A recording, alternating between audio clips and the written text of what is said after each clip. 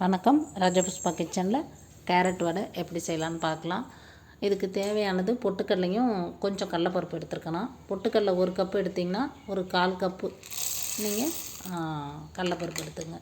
ரெண்டையும் மிக்சியில் சேர்த்து நல்லா பொடியாக அரைச்சி எடுத்துங்க.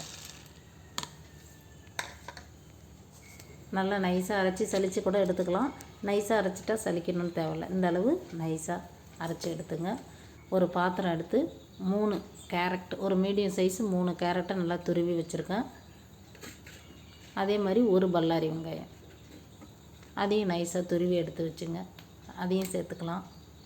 நல்லா வெங்காயத்தை நைஸாக கட் பண்ணி சேர்த்துக்கிட்டா வடை தட்டுறப்போ நல்லா நமக்கு ஒரு அழகாக வரும்.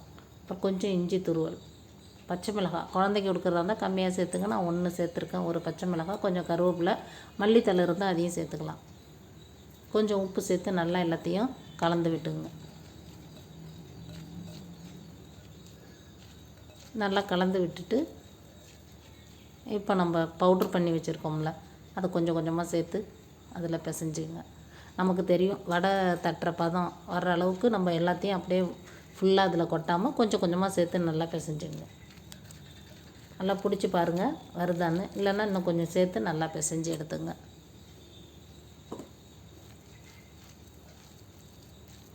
இப்போ நல்லா அழகாக வரும். தட்டுறதுக்கும் வடை டேஸ்ட்டு கொஞ்சம் இனிப்பு, கொஞ்சம் காரம், அந்த பொட்டுக்கடலை கடலப்பருப்பு இதெல்லாம் சேர்றப்போ அந்த மாவு நல்லா இருக்கும், வித்தியாசமாக டேஸ்ட்டு. இதே மாதிரி தட்டில் எல்லாத்தையும் வடையெல்லாம் தட்டி எடுத்து வச்சுங்க. எண்ணெயை காய வச்சு போட்டு எடுக்க வேண்டியதுதான்.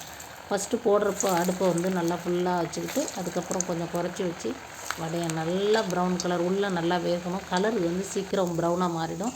அதனால நீங்கள் கொஞ்சம் அடுப்பை குறைச்சி வச்சு அழகாக 2 பக்கமும் திருப்பி போட்டு வெந்தோடனே எடுத்துட வேண்டியதுதான். வீட்டில் 3 கேரட் இருந்தால் வீட்டில் இருக்கிற பொருள் தான் நமக்கு கடலப்பருப்பு, பொட்டுக்கடலை. ஈஸியாக நம்ம சாயந்தரம் டக்குன்னு ஒரு ஸ்நாக்ஸு குழந்தைங்களுக்கு நம்ம எல்லோரும் சாப்பிட்றதுக்கு செஞ்சு சாப்பிட்லாம். நீங்களும் ஒரு முறை செஞ்சு சாப்பிடுங்க. உங்களுக்கு பிடிச்சிருந்தா ராஜபுஷ்பா கிச்சனில் கமெண்ட்ஸில் சொல்லிடுங்க. நன்றி, மகிழ்ச்சி.